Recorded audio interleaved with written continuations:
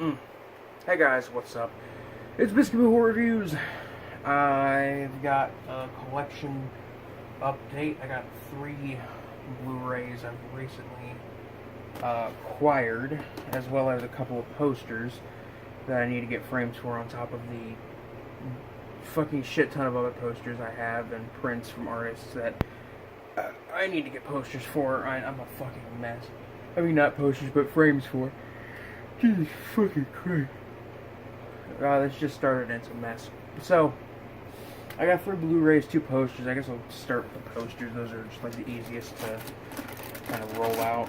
This one is from the, this one was something, this one was a gift from the, from Vegas, from a, shop, like entirely about fucking Houdini. I think it might have been a museum.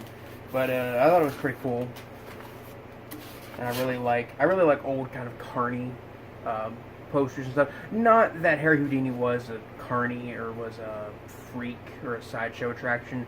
He was a magician. So he's got, but still he's got that kind of like old school mystical kind of thing going on. I don't know how to explain it, but I really like old posters that have this kind of style to it. So I just wanted to oh god, this is gonna be a fucking mess. Buried Alive, Master Mystifier Houdini, the greatest necromancer of the age, perhaps of all times, the Literary Digest, Buried Alive, Egyptian, I don't know, fucking Farkas Al-Dun. It's basically a poster advertising Houdini burying himself in fucking Egypt. It's cool enough, and it's got the fucking Sphinx in the background. I like ancient Egyptian culture and stuff like that. That stuff really interests me. I've always been into that kind of stuff. Just roll this back up. And, yeah, this has become a fucking ASMR video already. I didn't expect it to. This next one's going to be a bitch to get out because of how it is packaged. But this one I got for myself because I wanted it. It comes with the, I bought, for my friend's birthday, I bought him the limited edition Blu-ray of, the Blu-ray steelbook of Escape from New York. And I didn't know it came with a poster of the steelbook artwork. So I was like, I'm gonna hold on to that. Plus, he doesn't have much fucking space for posters with his current living situation. With where he lives currently, he doesn't have much space for posters. And I figured he'd be more into the Blu-ray than he would be into just some poster. So I decided I was gonna hold on to this one because I really like this. This one is on really hot, heavy-duty fucking paper, and it's hard to fucking hold. Yeah, look at that. Escape from New York. I like Escape from New York. I think it's a pretty good movie. Not Carpenter's best film. His best film is either They Live or The Thing. Those two are very high up there for me. Like, I mean, of course Halloween is high up there, but I think Halloween is just a little overexposed. I don't want to say overrated, because it's not. It is a very important film. But I think that, I personally think that Black Christmas, I personally feel like Black Christmas is a superior film to Halloween, and it doesn't get as much credit, even though it came out before. But I'm not going to argue semantics on that. I still think it's a great movie, but I still really like Escape from New York, so got that poster. The 3 Blu-rays I got. The first one is a gift, a late birthday gift from my friend Andrew, who runs his own channel, and he hasn't posted anything in like a year, but even then, I mean, he's still, great guy, very good friend, and we're doing a Halloween stream. I'm recording this and I plan to post it tonight on the 26th. So the 27th, we are going to be doing a stream, a live stream, first one in a while, and this one is going to be another marathon stream like we did last November, where we watched a bunch of really terrible movies in a row. And he sent me this as a late birthday present. It's the Blu-ray collector's edition. I think it's Blu-ray DVD. I think. Maybe it's just Blu-ray. Yeah, it's just Blu-ray. It's the Blu-ray collector edition from Scream Factory with the slipcover, which I'm pretty sure the slipcover is actually out of print, or maybe this was before they started doing the slipcover. It's slipcover going out of print like 3 months after it releases, whatever. Of Deadly Blessing. Now, Deadly Blessing is a very early. Get a good shot of that. It's a very early Wes Craven film. He made this before, after he did, of course, fucking Last House on the Left and. The Hills Have Eyes, two of his best films, I would argue. And this was before he made it really big in the mainstream with Nightmare on Elm Street, which is also a very good movie. But this movie, I mean, it's not like an absolutely amazing movie, but it's a pretty good, pretty solid, really, honestly, really underrated kind of slasher film, I guess. Essentially about this young couple, and they live out in the country, and one of them used to be, well, they're not particularly Amish, they're like just kind of really religious. They have a different religion, but I'm just going to go ahead and say Amish. One of them used to be Amish, and he decided to leave and, you know, go out into the real world, and his family kind of just absolutely shuns him, and they absolutely hate him and his wife, who are living like right next door to them. And after he dies and they bury him and everything, people start dying off. People start getting killed off one by one. This movie features none other than fucking, where's the guy? Who was it? Ernest Borgnine. That's who it was. Who was the voice of Mermaid Man in SpongeBob. The fucking Mermaid Man's in this movie. On top of there also being Michael Berryman also being in this movie, which I didn't know he was in it. But Michael Berryman is great, as always. I think he gives good performances. But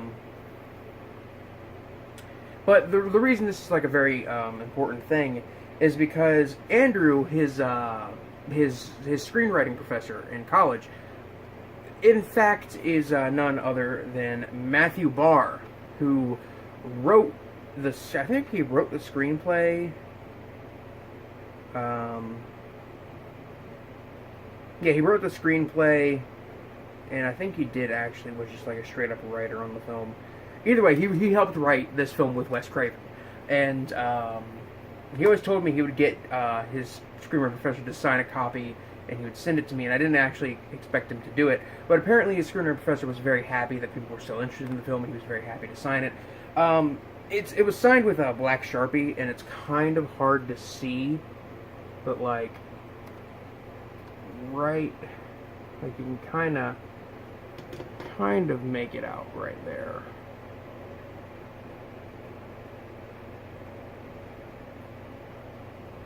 But yeah, it says Matthew Barr right there, which that's really nice. It's a little hard to see. I didn't notice it at first at all, and then I actually noticed a little scribble, and I'm like, oh, that's the name.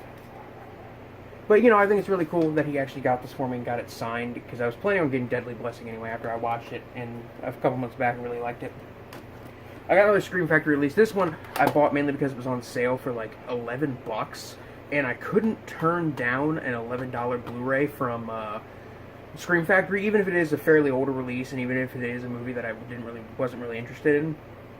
But it's the Jamie Lee Curtis film Terror Train, which this movie, after watching it myself, I would say is a pretty underrated, pretty solid, forgotten early 80s slasher film. It's one of those films that was made in the wake of in the wake of Halloween, that was kind of overshadowed by Friday the 13th, which was arguably the biggest slasher film to come out after Halloween.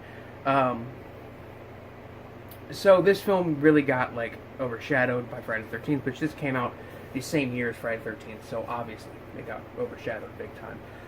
Which is a shame, because this is actually a fairly solid little slasher. It's got some decent gore. It's not super gory. It's decent on the atmosphere. I think the characters are likable enough. I think the writing isn't too bad, and the acting is pretty solid.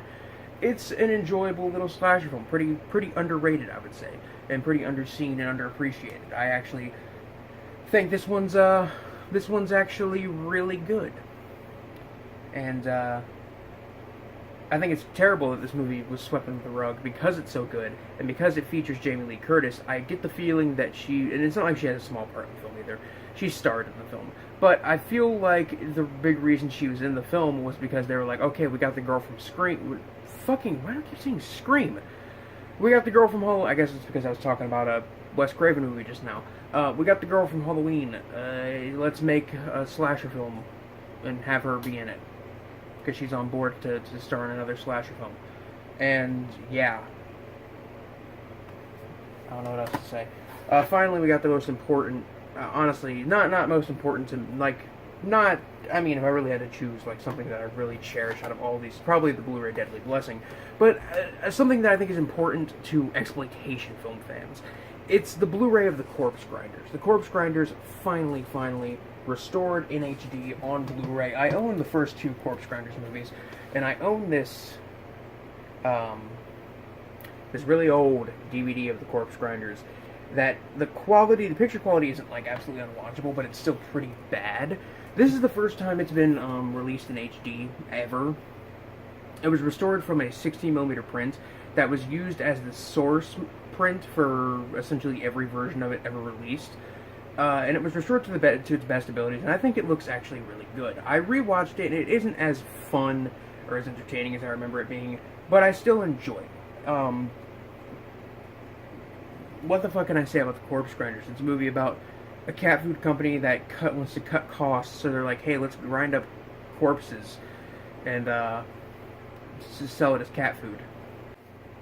And they fucking grind up corpses. And sadly, the film is not as graphic as the poster art and cover art and everything, as well as the plot and the name would imply. It's actually, honestly, fairly tame by modern standards, but I still think it's a very fun, entertaining, bad movie. I know a lot of people hate The Corpse Grinders, and a lot of people hate the director Ted V. Michaels, who passed away last October, sadly. And when he passed away, unlike Herschel Gordon Lewis, who at least got a couple articles from fairly mainstream horror news outlets, Ted V. Michaels got none. He didn't get a single article, or at least as much as I saw. And I'm not saying he deserved as many articles as Wes Craven did upon passing, as Tobe Hooper, as George Romero, or even as many as fucking Herschel Gordon Lewis. But I think he deserved more than he got. He wasn't a great filmmaker by any means. He definitely has a lot of bad movies, but I think some of his movies are really fun and enjoyable. And it's a shame that he has passed away, especially before this Blu-ray. I would have loved to hear his kind of thoughts on the film today, now that it's getting a Blu-ray release. And I think this film finally being on Blu-ray is what Ted V. Michaels is what Ted would have wanted. It's what he would have wanted. He would have wanted this film to be available in its best quality to anybody who might be interested in it. And while it's not a good movie, and while a lot of people who have watched it and will watch it probably hate it, it's important to me and some exploitation film fans who are actually fans of Ted V. Michaels that this film be available in the best of quality. But that is it for my Blu-ray DVD collection update.